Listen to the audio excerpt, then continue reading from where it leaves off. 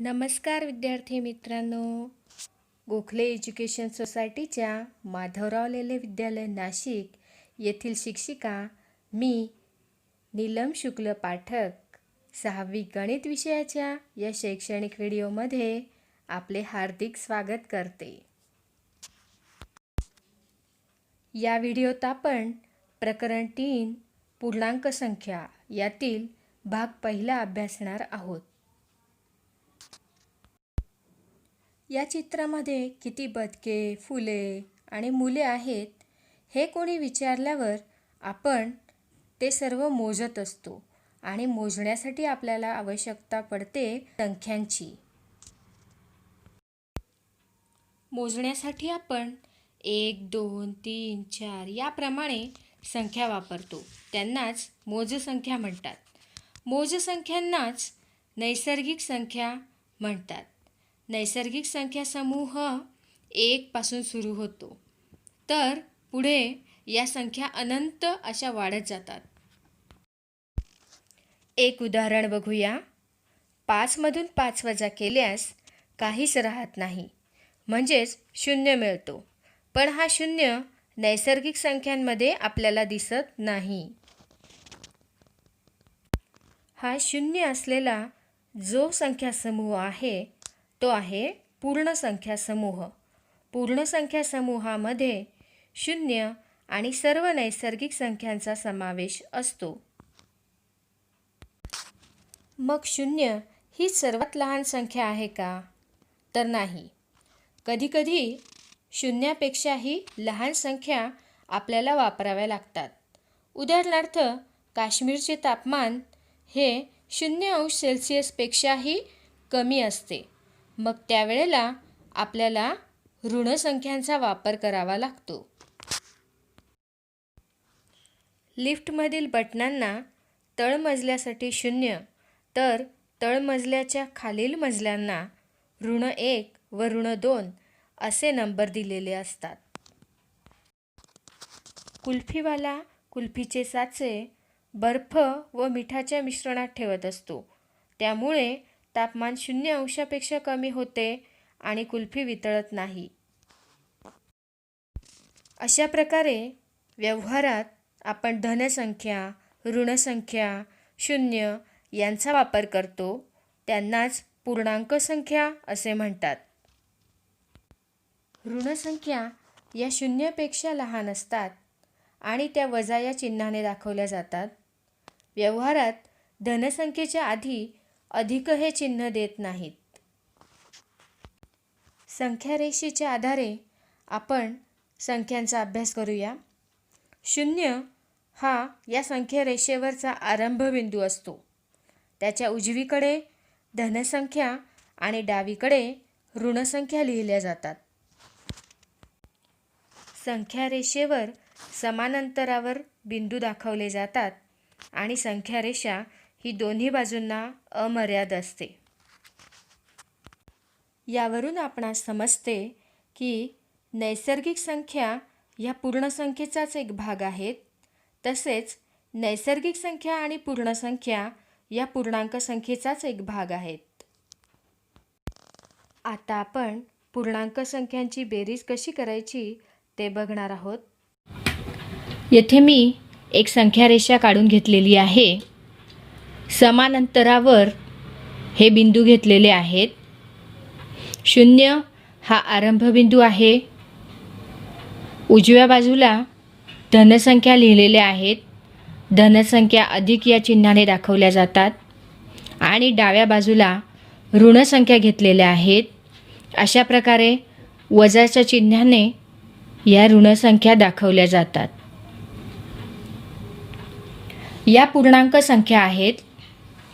या पूर्णांक संख्यांची बेरीज कशी करायची ते आपण शिकणार आहोत। यात पहिलं उदाहरण मी घेते आहे। -5 अधिक -6। -5 अधिक -6 यामध्ये पहिली संख्या आहे -5। संख्या रेषेवरील -5 वर मी बोट ठेवलेला आहे। त्यामध्ये आपल्याला मिळवायचे आहेत धन 6. म्हणजे ऋण 5च्या उजवीकडे 6 अंक आपल्याला जायचे आहे. उजवीकडे धनसंख्या ज्यावेळेस आपण मिळवतो त्यावेळेस आपल्याला उजवीकडे जावे लागते, लक्षात ठेवा.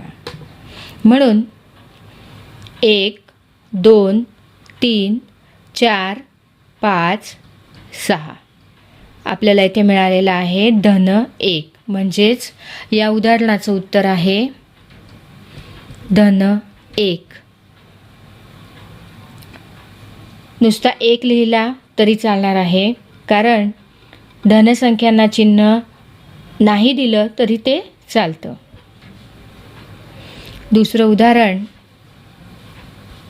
ऋण 7 अधिक 5. आता या 5ला स्वतंत्र असं चिन्ह दिलेलं नाही आहे, म्हणून तो धन आहे असं समजायचं आहे. ऋण 7 अधिक 5. पहिली संख्या आहे ऋण 7, म्हणून ऋण 7वर बोट ठेवला. त्यामध्ये 5 मिळवायचे आहेत.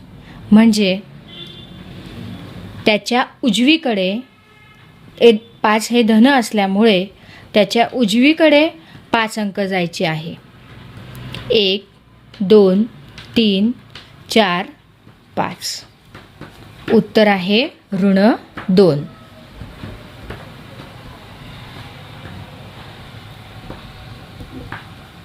या 2 उदाहरणांवरून तुम्हाला असं समजलं की ज्यावेळेस धनसंख्या मिळवायची असते त्यावेळेस आधीच्या संख्येच्या उजवीकडे तेवढे अंक जायचे असतात. तिसऱ्या उदाहरणात 5 अधिक ऋण 4. तिसऱ्या उदाहरणामध्ये आपल्याला ऋण संख्या मिळवायची आहे.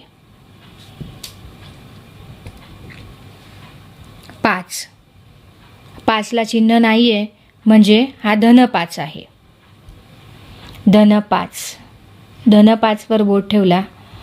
आता त्यामध्ये मिळवायचे आहेत ऋण 4, म्हणून धन 5च्या डावीकडे आपल्याला 4 अंक जायचे आहे. 1 2 3 4. उत्तर आहे धन 1. धन 1 लिहिताना नुसता 1 लिहिला तरी चालणार आहे. चौथं उदाहरण बघूया. 7 अधिक ऋण 2. 7 अधिक ऋण 2. 7 हा धन आहे, म्हणून धन 7वर बोट ठेवला.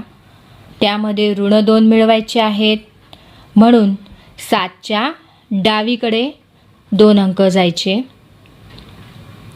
1 2 मिळाला आपल्याला धन 5, म्हणून याचे उत्तर आहे धन 5.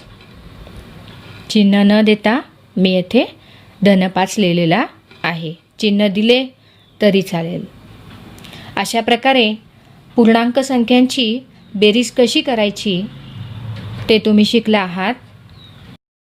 यावरून तुम्हाला समजले असेल, कोणत्याही संख्येमध्ये धनसंख्या मिळवायची असेल तर त्या संख्येपासून उजवीकडे तेवढे एकक पुढे जावे लागते, तर ऋणसंख्या मिळवायची असेल तर तेवढे एकक त्या संख्येपासून डावीकडे जावे लागते किंवा मागे जावे लागते. आता हे लक्षात ठेवा, स ची बे म्हणजे समान चिन्ह असेल तर त्यांची बेरीज करायची आणि येणाऱ्या बेरजेला समान असलेलं चिन्ह द्यायचं. भी ची व म्हणजेच भिन्न चिन्ह असेल तर वजाबाकी करायची आणि येणाऱ्या वजाबाकीला मोठ्या संख्येचं चिन्ह द्यायचं. गृहपाठ. यामध्ये तुम्हाला सराव संच 4 आणि 5 हे पूर्ण करायचे आहेत.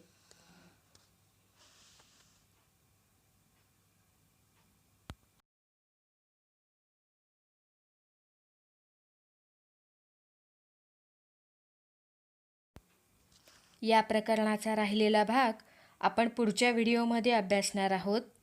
धन्यवाद.